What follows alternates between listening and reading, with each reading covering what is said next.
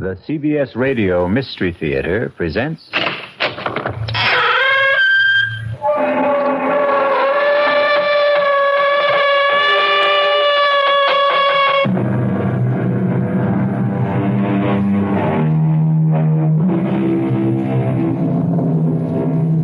Come in. Welcome. I am E.G. Marshall. Welcome to the sound of suspense, to the fear you can hear. What do you think about witches? Not the bony hags and atrocious crones of Shakespeare and legend, or the poor unfortunates of Salem, but witches who are young, witches who are beautiful, witches who even fall in love. Excuse me? Who let you in here? Well, I hope I'm not disturbing you. I'm only trying to make a deadline. Well, if you're in the news business, I've got something for you. It better be good. I'm going to have to kill my wife. That won't be news till you do it. I know. I want you to know why. Okay. Why? Because she's a witch.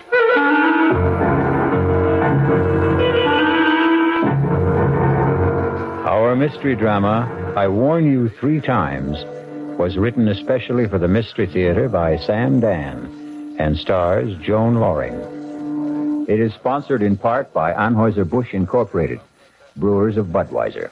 I'll be back shortly. It's one of those miserable, stormy nights in the dead of winter. A thick, clinging, wet snow seems determined to smother the entire earth and everyone on it. You'd think that most people would choose the cheerful indoors, a warming fire, a relaxing drink, a comfortable bed. That's the problem with most people. You can't figure them. For instance, consider that line of cars crawling down Main Street, bumper to bumper, skidding, sliding. Where is everybody headed on a night like this? Have we become a race of lemmings? Do we follow some mysterious, unconscious drive? An interesting speculation, but we won't pursue it. We'd better consider the traffic, which has come to a complete standstill. A car seems to be stuck at the intersection. Let's go, sister. That light's green. Oh, officer. Well, what are you waiting for, lady? My husband. Your husband? The light was red, and he said he wanted to step out and clean off the rear window. Hey, mister. You finished back there? He just stepped out. It was a moment ago. Tom? Well, maybe he slipped in the snow. Tom, are you all right? Lady, there ain't nobody around the back. But he just went out to clean the... To clean the rear window. That's what you said. But what could have happened? Just sit there a minute, lady.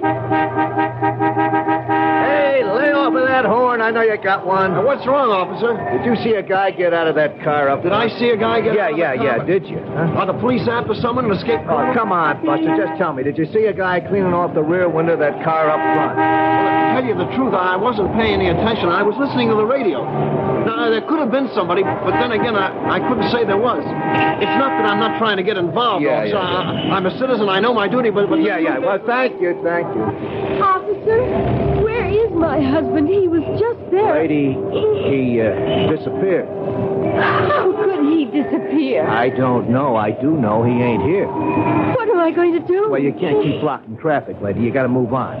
Where? Well, it beats me. But you must find him. Look, you got troubles with your husband, that's your problem. But when you hold up traffic, that's my problem. Will you feed her a little gas, please? Come on, let's go. But I can't. Lady, you got to go somewhere. I can't go anywhere. I don't know how to drive.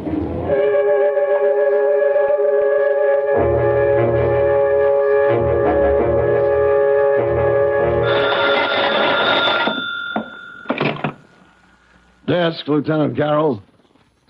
Yeah. Nobody wants this guy, you say?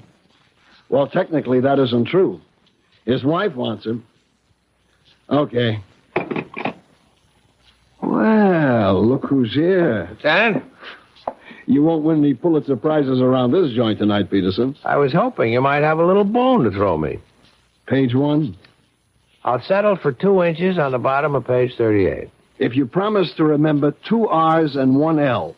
First name Irvin, not Irving. Lieutenant Irvin Carroll. We may have something shaping up. Ah. I don't know where it can go. Everywhere or nowhere. What have I got to lose? Sitting over there on the first bench. Ooh, that's nice. And married. Well, you win, you lose. A very, very weird story. Tell me about it. No. Let her tell you about it. Why don't you ask her? Excuse me. Oh. My name is Fred Peterson. I'm a reporter for the Union Messenger. Oh, no, I don't want to talk to a reporter. Why not? Because Because you're afraid? Why? Could you put Tom's picture in the paper? Well, that depends. Has Tom done anything? He's disappeared. Well, we'd need the how, the when, the where. The when? About an hour ago. Where? On Route 986 at Main Street. How? I don't know. You see, we were driving south. It was snowing hard, and he said, I can't see out the rear window. The light was red. He stepped outside to wipe it off. He didn't come back. Where did he go? I don't know. Well, where could he go? I don't know. In that snow. And there's nothing around there? Could you give me a why? I can't imagine. I don't know what to do. I sit here waiting. Look, my name is Hetty Parsons. Tom and I, we've been married 5 years. We don't have any problems. I mean, we're very happy. If you print his picture in the story, maybe someone will see it who can help us. Excuse me a minute. Well? Yeah, I think I'll run with it. I don't blame you. I was always partial to girls with honey-colored hair and baby blue eyes. Ah, so you noticed, too. Have you run a check on her husband, Tom Parsons? Well, he's not one of the known bad boys. No record at all. And what did she say he did? He's an accountant. He has his own business in the Barstow building. You looked him up in the phone book? Checks out. They were headed south, huh? That's what she says. If it was a trip, there should have been bags. There were. His and hers? His and hers. How does it look? What do you want from me? I don't solve crimes. I sit here behind the desk. Come on, Lieutenant. This is one for you, Fred. How could a guy disappear just like that? And in that storm. It's no place to go. He could have had a car following in back of them. A friend was driving it, maybe? Well, he had to go somewhere. But why? Right now, we're treating it as missing persons. It's all we can do. He's not wanted for anything. He's a legitimate citizen, as far as we know. He hasn't even done anything to her. At worst, he left her in a car. He hasn't even deserted her. Yet. Who was driving? He was. She can't. Well, that's abandoning her, isn't it? No. At best, we'd have him for abandoning the car. Yeah, excuse me a minute. Listen, Mrs. Parsons. Yes. Why don't you go home? I've got my car outside. Oh, no. I want to be here in case they find Tom. They'll let you know if they find him. No, I don't want to be home alone tonight. I just want to stay here. But it may be hours. It may be even days. Don't say that. I'm sorry. I'm just so jumpy and so nervous. I can't believe what's happened to me. Well, if you're going to sit here, you should have some coffee and a sandwich. Oh, I couldn't think of food. I'll be right back.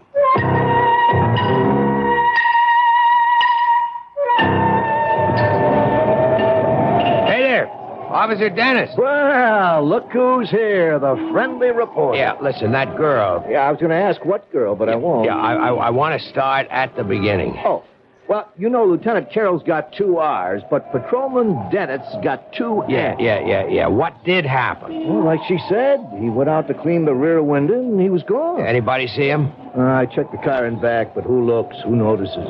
Where could he have gone to around here? Well, on the south side, you got open fields. On this side, a couple of warehouse buildings locked up. Night watchman? Yeah, he's a retired cop. No sign of anybody trying to break in, to hide, or whatever he may have wanted to do. Okay, so what could have happened to the guy? Well, it's all very interesting, but in 15 minutes I go off duty, and I won't have to worry about it.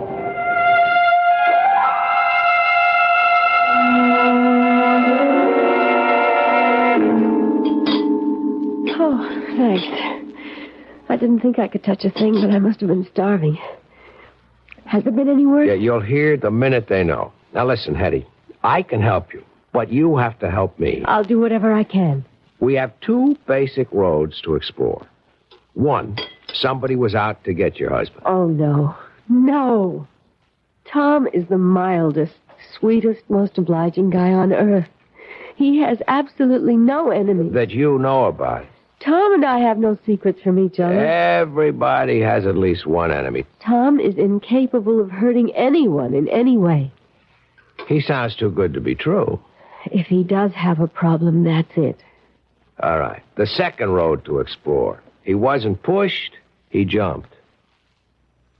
What does that mean? It means he walked out on you. Oh, it's inconceivable. Why? I've had a liberal education tonight, Mr. Peterson. Call me Fred. No, not yet, or maybe never. I've been introduced to a new world. I've been thrown in with people who basically don't believe in anyone, don't trust anyone. And perhaps they have good cause. Perhaps that's how life is in their world. Perhaps their world is the real world, but it isn't my world. May I ask, do you come from another world? It's entirely possible. I won't call you Fred unless and until we become friends. But that's just a little thing. The policeman who brought me here is a confirmed cynic. So is the lieutenant. And so are you. I must plead guilty as charged. All of you proposed two basic hypotheses. A, my husband was ambushed by enemies. B, my husband abandoned me. You can't conceive of people who... they simply don't make or have enemies. You can't conceive of people who are completely in love. I'm not a fool, Mr. Peterson. I read these attitudes. What a wonderful world you live in, Mrs. Parsons. I hope you can stay there always. We're so dependent on each other, Tom and I. We need each other. We're so complete together. But we still have the basic fact of his disappearance. Yes, but all you can see are two alternatives. There is a third, you know. Really? Perhaps he was taken ill, suddenly, and he just wandered off. Oh, maybe I should go back there. I've already been back there. There's no place he could have wandered off to. Tell me, does he have a history of any sort of illness, amnesia, anything like that? No, nothing like that. Well, then, where are we? Nowhere. Perhaps you are nowhere, Mr. Peterson. Okay, tell me where you are. I have faith. I believe Tom will be found, or he will find himself, and he will have an absolutely reasonable and rational explanation. I hope so. Hetty! Oh, Hetty! Tom! Oh, Tom, darling. Tom, what happened to you? I was so scared. Oh, darling, you're all right? Hetty, are you all right? Yes. I don't understand. I happened to tune in the news, and there it was. Tom Parsons, accountant, with offices in the Barstow building, had disappeared under mysterious circumstances. Tom, I was so worried. Mr. Parsons was driving with his wife. He stepped out of the car to clean off the rear window, and... Hetty, what did you tell them? I wasn't in the car with you. I was at home. Well, here we have the story of two people who love each other deeply, who trust each other completely. It sounds like the Garden of Eden. But we all know what happened back there in the traffic and the snow. We shall return shortly with Act Two.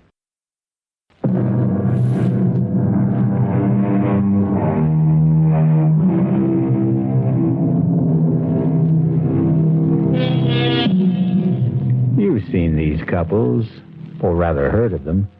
They dwell in a sea of perfect harmony, never a ripple of discord. But when they do have a disagreement, well, it's a beaut. Here we have Fred Peterson listening to Hetty and Tom Parsons having a fantastic difference of opinion.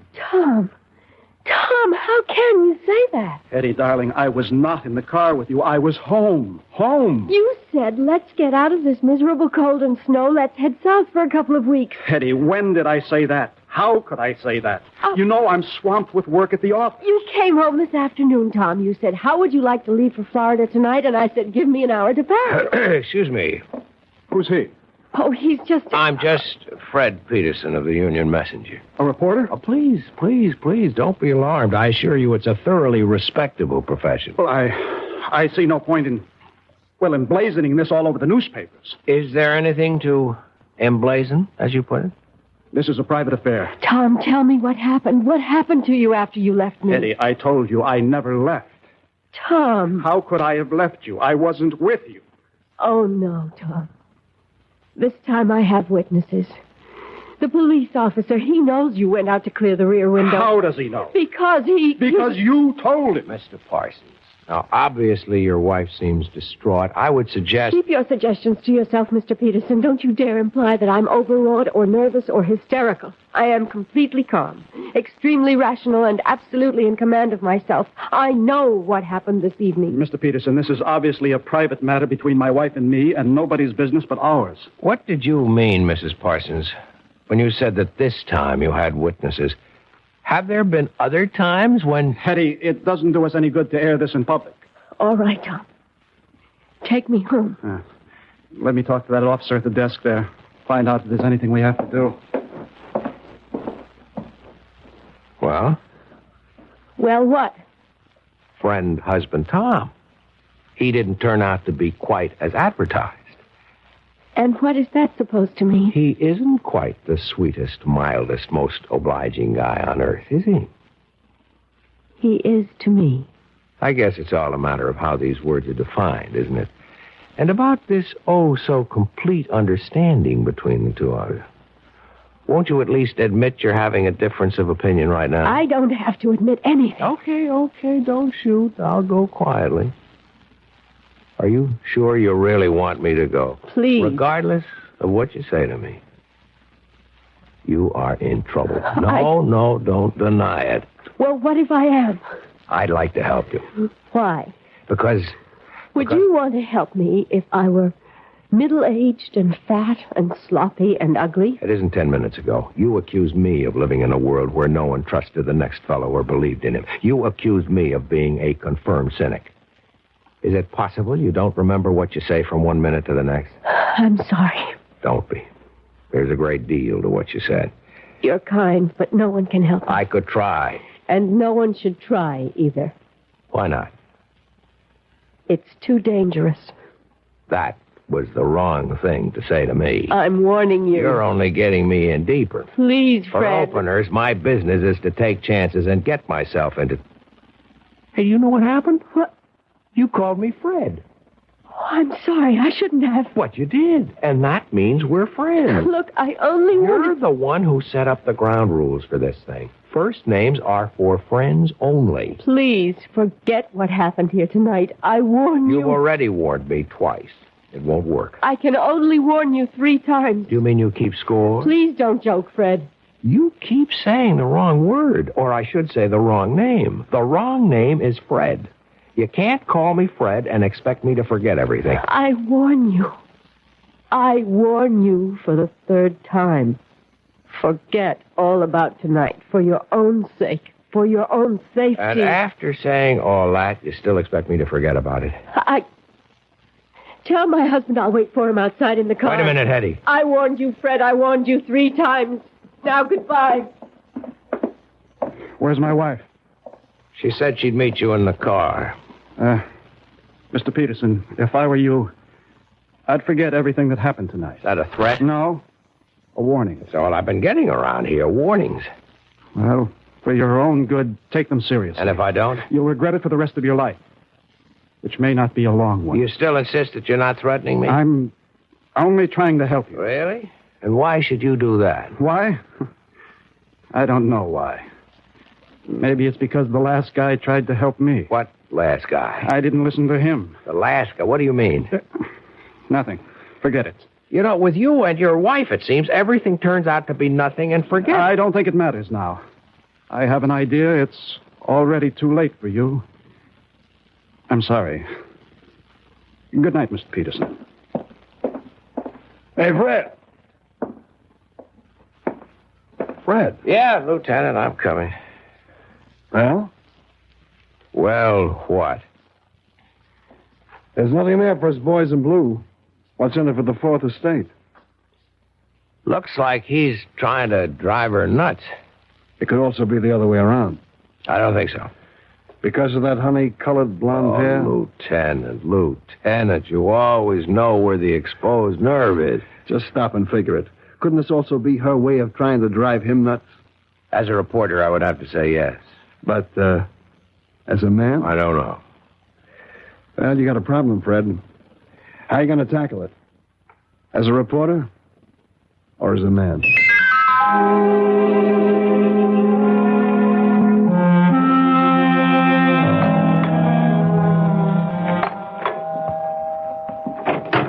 Good morning. Oh, Fred, what are you doing here? Won't you ask me to come in? Well, You could also offer me a cup of coffee. It's been a long drive on a cold morning. Oh, well, I suppose you might as well come inside. How gracious. I'm sorry. I'm still upset, and you should know why. Come into the kitchen. I was just pouring myself a cup. Thanks. Charming place you have here. Thank you. I suppose Tom is generous enough when it comes to money and things. The implication being that he is not generous when it comes to what? Fred, if you insist on talking about Tom, I'll have to ask you to leave. Okay, let's talk about you. No. We can't talk about me either. What can we talk about? The weather, politics, sports. You'd be surprised I'm a very well-informed person. We could talk about art or literature. I didn't come here to talk about those things. I know why you came here. Do you?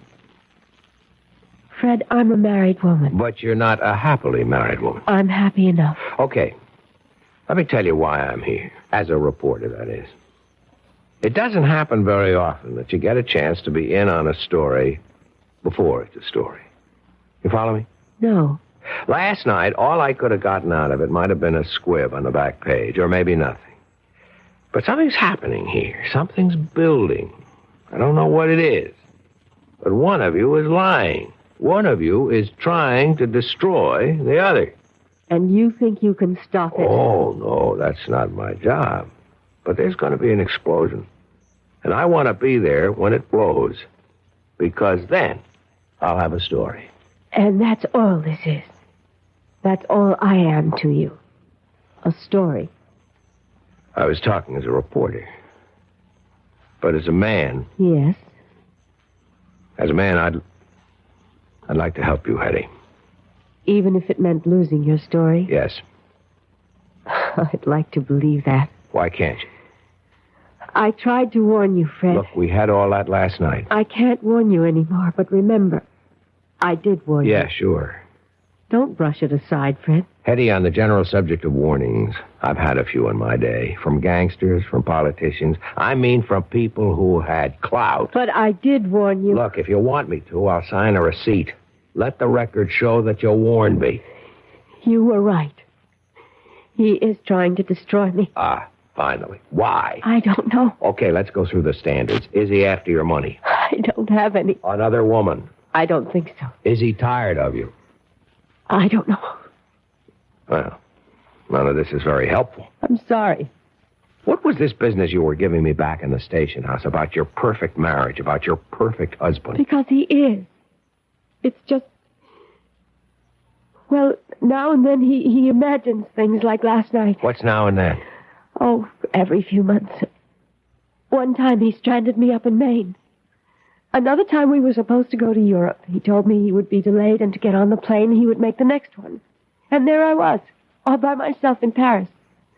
He denied everything. Has he seen a doctor? Yes. And? It hasn't done any good. Is he overworked? Oh, yes. Well, maybe he needs a long vacation. I'm sure of it. It all sounds pretty simple to me, except for one little item. Why have you insisted on warning me? Because it was the right thing to do. I don't understand. First, you imply that everything is so simple. Then, when I start to believe it, you drop a little suggestion that throws me off balance. I can't seem to get anything definite out of you. Oh, but you did. What was that? A warning.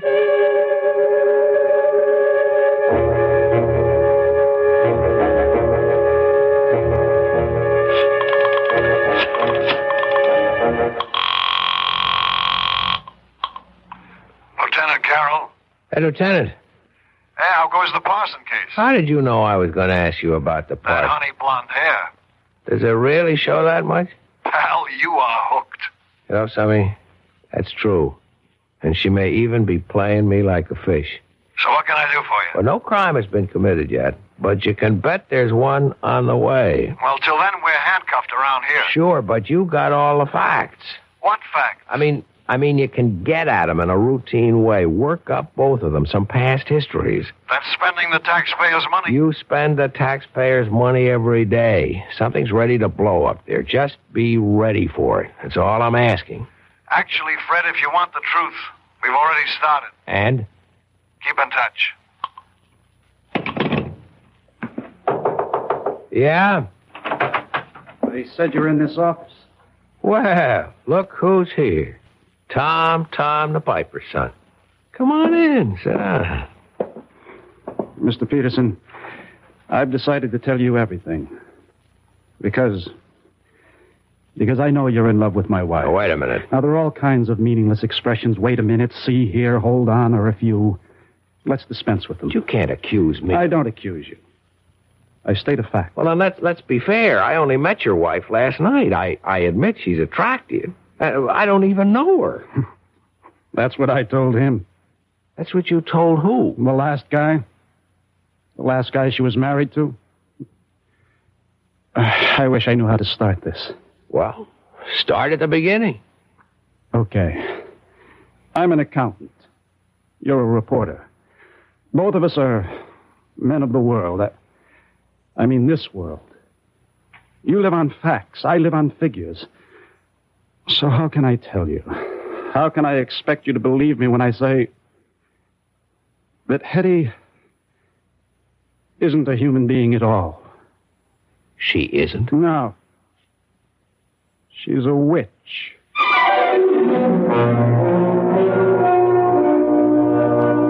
A witch? Yes, that's what he said. A witch.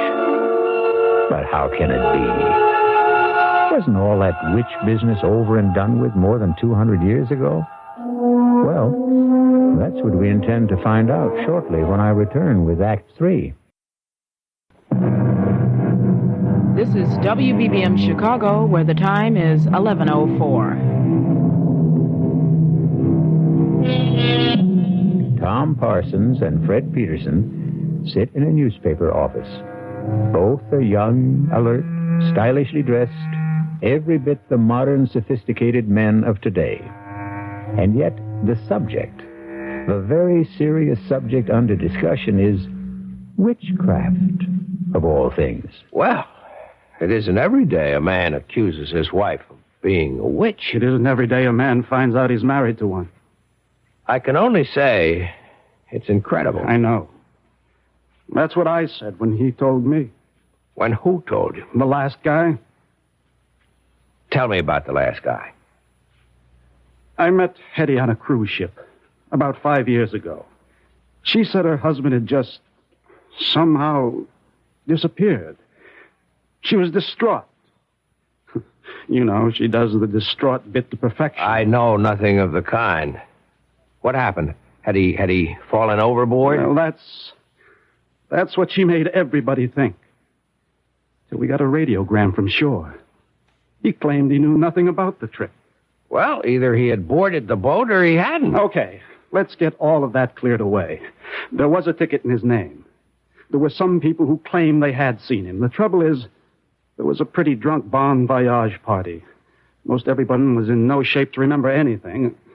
Oh, yes, a steward did claim to have seen him aboard, but... What? I'm convinced the steward was bribed. So I bought her story. I fell in love with her. Just as you did. And I helped her kill him. Just as you're going to help her kill me. You know what I think? I know what you think. You think I'm a nut. You could look it up. 5 years ago, Stacy's Mountainville Lodge in the Adirondacks. She called me. She was desperate. Come up here. He's going to kill me. I flew up. I found them. They were near a cliff. She was screaming for help.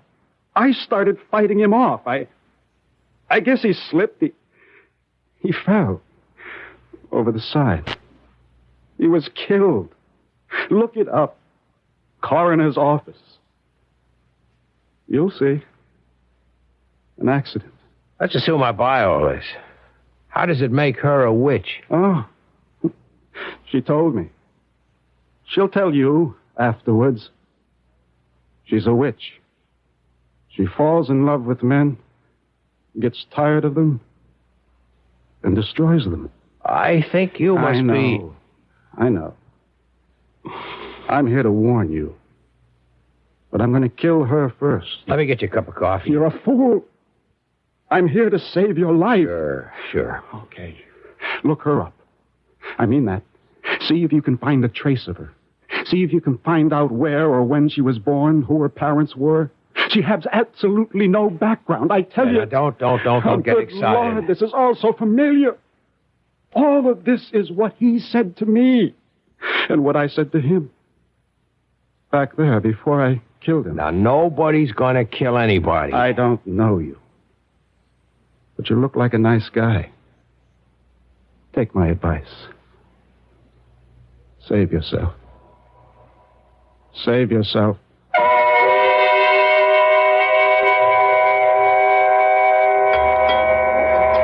I'm not sure I should be here with you tonight, Fred. Well, you wouldn't let me visit you at home. Oh, it just wouldn't look right. Yeah, but it's all on the level. I'm a newspaper man. It's business. I'm doing a story. I had a very proper upbringing.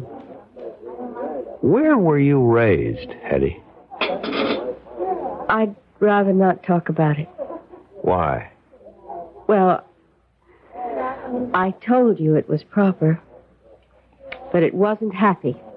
I shouldn't say this, but there were times when I thought my parents were ogres. Fred, is something wrong? No. Gee, I just hope I didn't spill anything on you. No.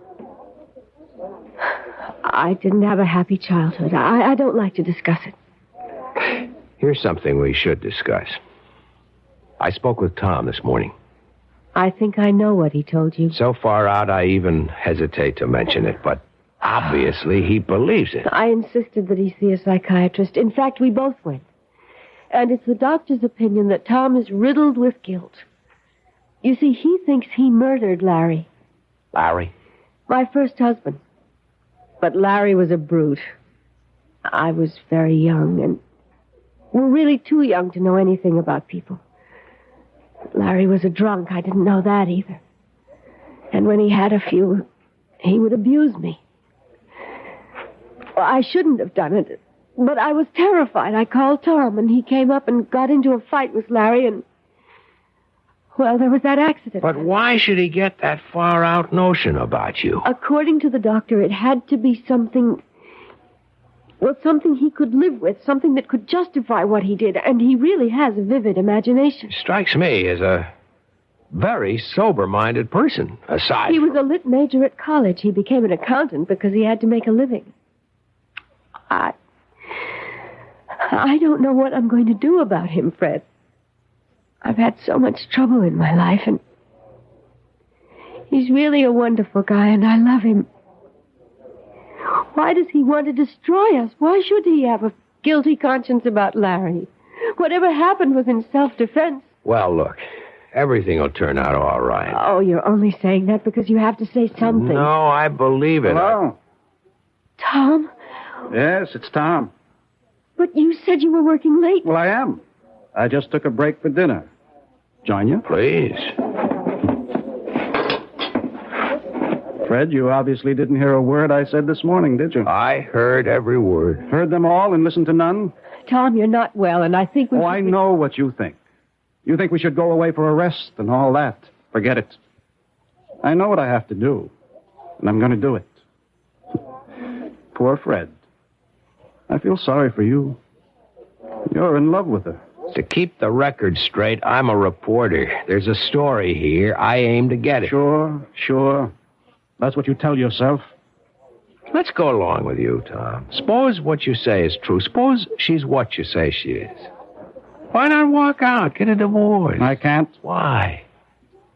I hope you never find out. You see, she destroys you. She takes away your capacity to love. Your feelings, your mind. It's as if you're only just nourishment for her. And when everything you have to give is gone, she discards you for someone else. Tom, for your own sake, I think you should be under a doctor's care in a hospital. I suppose I should. But I want to save you. It'll make up for Larry. I must apologize, Fred, for exposing you to all this. I shouldn't have come here. But you wanted to expose him to all this. That's why you came here. You knew I always eat here when I work late. Tom, I'll do anything you want. Just tell me. Disappear. As a supernatural person, you can arrange that without any problem. Please, Fred, go now. Leave us alone. But I don't want to. He's my problem. I have to live with it. And if you stay, well, an audience always excites him.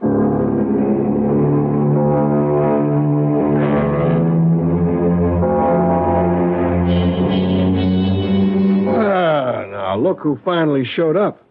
What happened to that Nobel Prize for journalism you were working on? Lieutenant, there is no Nobel Prize for journalism. Oh, well, what happened anyhow? I got off it all. Couldn't make heads or tails. Well, we're still on it. As a matter of fact, information keeps pouring in all the time. On her? On him. Funny duck. He was always interested in spirits, that kind of thing. He wrote his master's thesis on something called demonology. Well, there's nothing there for me. As a man or a reporter? Both. You know, I've been married 10 years, and I've never been tempted. But if I could be, she could do it. Oh, that dame is something. I'm surprised at you, Lieutenant. But there's hope for you. If what you say about the husband is true, he winds up in the loony bin, and after a respectable interval, she could be yours. That's what's in your mind, right? You are the most cynical person I know. Come off it. We're two of a kind. I'd even wait for her myself. Lieutenant Carroll. Is Fred Peterson there, please? Hold on, I'll see.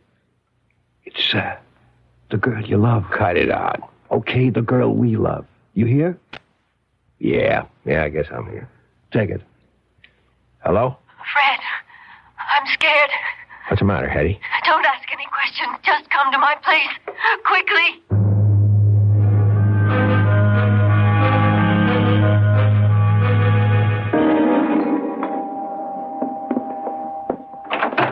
Come in, Fred.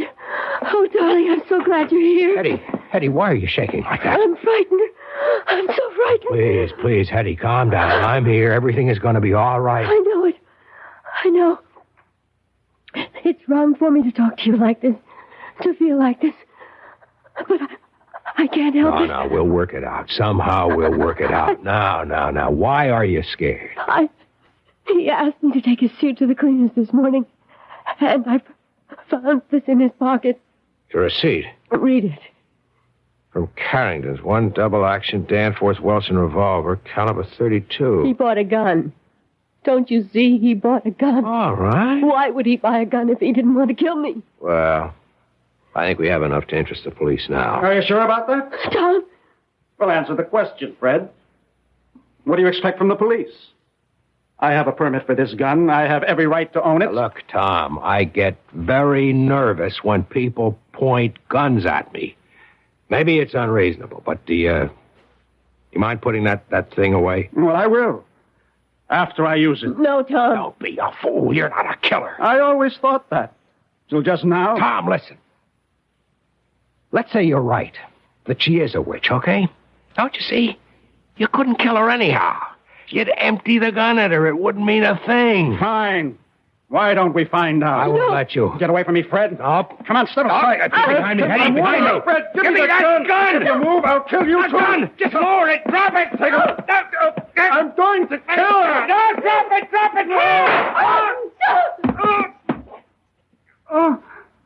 Tom! You did it. Again, Eddie. It did it. Again. Call a doctor, Eddie. Oh. What for? You poor sucker. You think she's not worth it. You think she's paradise? She is. She is. But it doesn't last. It doesn't last. And then she'll kill you. She'll kill you, too. Tom. He's dead. Tom. You saw there was nothing I could do. I know. Better call police.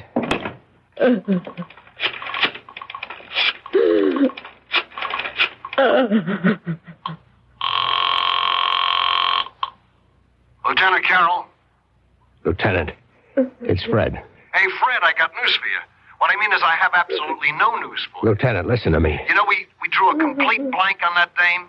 We trace her back to St. Louis City Hall, where she married a guy named Larry Bellows. She gave her home address as Charterville, Illinois.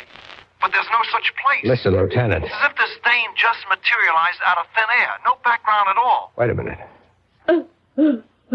Eddie. Who are you? Hello? Oh, Fred. Fred, why did you call? Who are you, Eddie? Fred, what's on your mind? Eddie. I warned you 3 times, Fred. I warned you 3 times.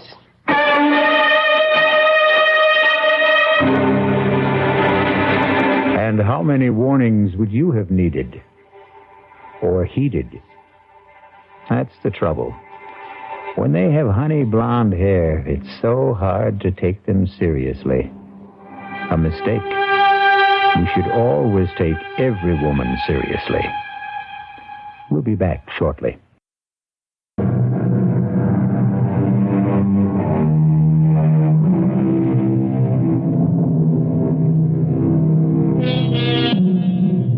Are there really witches? Everyone must keep his own counsel on the matter. However, if you should happen upon a damsel in distress, and she has honey blonde hair and baby blue eyes, remember, we warned you 3 times. Our cast included Joan Loring, Mason Adams, Tom Keena, Alan Manson, and Sam Gray. The entire production was under the direction of Himan Brown. Now, a preview of our next tale. Look at me, Mama. Listen to me call you that, Mama. A grown man, 38 years old, tied to his mother's apron strings like some sniveling little boy. Father's life wasn't his own either. You killed him. You are mad. Keep away. Keep away. You want to kill me. I'm not going to kill you, Mama. You know I haven't got the strength of will for that. Oh, of course you won't, son. But you can have anything you want now we've had this little talk. Now, please get Hannah like a good boy. Oh, no, Mama. I don't need you anymore. You left me everything in your will. But I'm not dead. To all the world except me, you are. This is E.G. Marshall inviting you to return to our Mystery Theater for another adventure in the macabre. Until next time, pleasant dreams.